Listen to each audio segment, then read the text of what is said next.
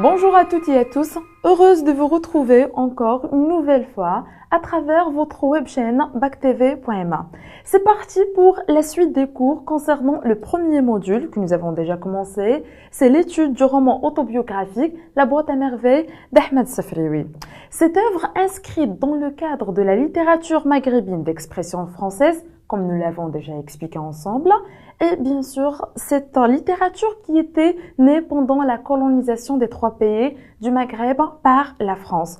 Nous parlons bien évidemment d'un type de culture, ou plutôt d'un type de littérature qui fait le lieu de rencontre entre deux mondes différents. Le monde de la culture marocaine, maghrébine, avec sa richesse, avec ses diversités, et le monde de la langue française, avec bien sûr la culture qu'elle véhicule.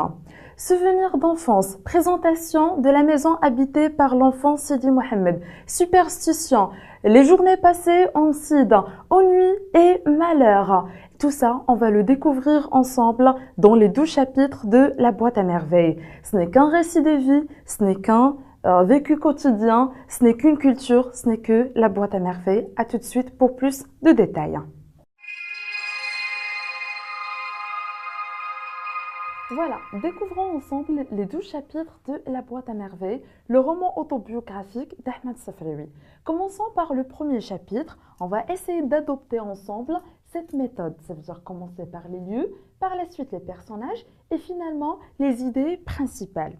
Alors, quand on parle de La boîte à merveilles d'Ahmed Safraoui, bien sûr, si on peut dire, elle est écrite d'un va et vient. Ça veut dire entre un va et vient. Du point de vue d'un narrateur qui est adulte, ça donne Ahmed Safraoui, et un narrateur qui est enfant, Sidi Mohamed, c'est toujours Ahmed Safraoui lorsqu'il était enfant à l'âge de 6 ans. Et bien sûr, on a déjà signalé la date d'écriture de La boîte à merveilles, c'est 1952. La date de la publication de La boîte à merveilles, toujours, c'est 1954.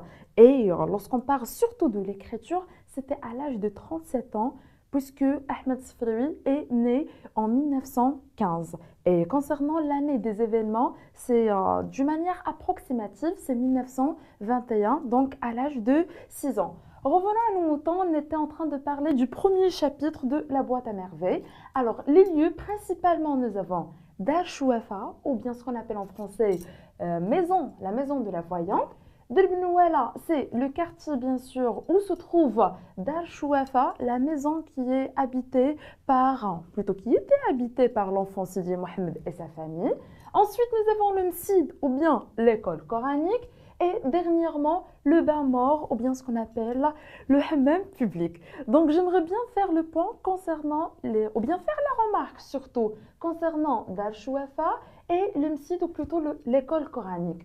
Quand on parle de Dar Chouafa, l'Umsid, ce sont des mots empruntés du dialecte marocain. C'est seulement, donc Ahmed Safraoui, il a utilisé ça surtout pour insister sur l'identité marocaine et pour exporter bien sûr la culture marocaine, bien sûr à l'étranger, spécialement aux Français, parce qu'on a parlé de la littérature maghrébine d'expression française. Bref.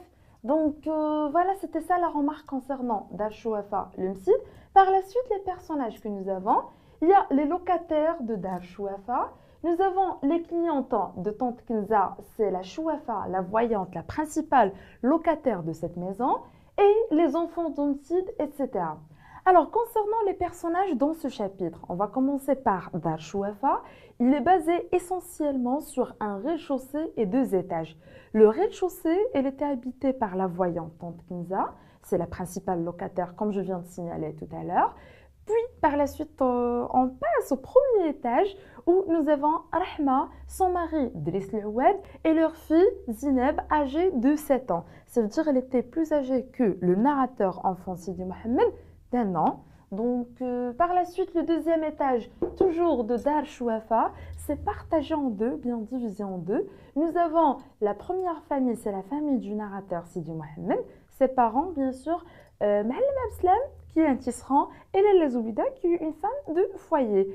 Et la deuxième famille, c'est la famille de Fatma al-Bzouia, et bien sûr son mari qui s'appelle Hellal, c'est un jardinier. Donc voilà, ce sont les locataires de Dar Chouafa et je vais en revenir par la suite pour faire un schéma ensemble afin de résumer les principaux locataires de cette maison. Par la suite, les clientes de Tante Kenza, tant qu'il était une chouefa, une voyante, donc il avait des clientes bien sûr qu'il a fréquentées pour bien sûr pour la voyance, pour la superstition et d'ailleurs c'est une thématique principale dans l'œuvre La Boîte à merveilles. Les enfants du Msid, bien sûr, Sidi Mohamed, l'enfant de 6 ans, il fréquentait le Msid, l'école coranique, avec d'autres bambins, d'autres enfants de son âge, pour apprendre le Coran, réciter le Coran avec le frère, qui est un personnage très principal dans cette histoire. La partie qui est la plus intéressante, c'est la partie consacrée pour les idées principales. Donc la présentation de Dar Chouafa et ses nombreux locataires, comme je viens d'expliquer tout à l'heure, il est basé essentiellement sur un rez-de-chaussée plus 2 étages. Par la suite, on découvre ensemble le monde solitaire et virtuel de l'enfant Sidi Mohamed qui est principalement le narrateur. Ça veut dire qu'il était un enfant particulier, il était un enfant seul, unique, différent des autres enfants qu'il côtoie, différent des autres bambins de son âge. Et bien sûr, on va découvrir plus de détails dans des extraits tirés de La Boîte à merveilles, surtout premier chapitre. Par la suite, nous avons la description du rituel de la musique de Gnawa, organisée une fois par mois de la part, bien sûr, de la voyante Tante Kenza, la principale locataire, et bien sûr le narrateur Sidi Mohamed, le narrateur enfant. Il était attiré par ce genre de rituel, ce genre de cérémonie. Donc, il a insisté sur la description de genre de musique, de Gnawa, le fait d'utiliser le gimbri, krotal. Il a insisté aussi sur les habits portés pour les gens qui aiment la danse gnawi ou bien la musique gnawi, donc comme le jaune flamboyant, comme le rouge corail, etc. Et par la suite, même il n'a pas raté de donner plus de descriptions concernant l'odeur de bon joint et de l'encens, bien sûr, qui est utilisé dans ce genre de cérémonie. Alors, par la suite, on découvre la personnalité de Sidi Mohamed. C'est l'enfant qui est âgé de 6 ans. Donc, comme je viens de signaler, il était solitaire, il était rêveur, fasciné par les mondes invisibles. Il était quelqu'un de particulier, quelqu'un qui est content dans l'invisible et non pas le visible. Et bien sûr, c'est les traits de caractère qui sont principaux pour cette personnalité, la personnalité de Sidi Mohamed.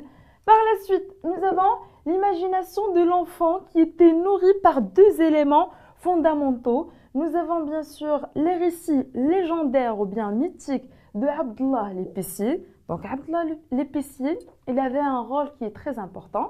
C'est le fait de raconter en narrateur Sidi Mohamed des histoires merveilleuses. C'est pour un enfant de 6 ans. Donc, et ça a aidé à forger la personnalité de Sidi Mohamed et surtout nourrir son imagination. C'est pour cette raison qu'il est trop rêveur et non pas c'est quelqu'un qui vit dans la réalité.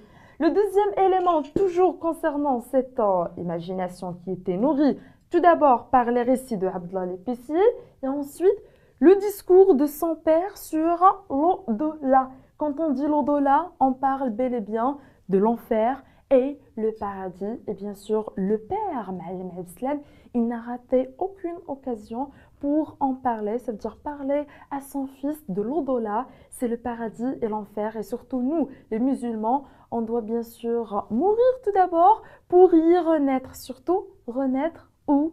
Au paradis, Inch'Allah, pourquoi pas. Alors, par la suite, nous avons la description de la séance du bain mort. Ah, ça c'est bien, il faut capter cette information. Quand on parle du bain mort, c'était pour le narrateur enfant Sidi Mohamed, bel et bien l'enfer. Il était embarrassé, il était gêné, il était mal à l'aise par la rumeur, par la vapeur, par l'agitation des seaux, par les cris des enfants et tout ça. Donc franchement, vers la fin, il a dit que l'enfer, pour lui, bel et bien, plutôt le bain mort qui est pour lui, bel et bien l'enfer. Donc ça donne la même chose ici.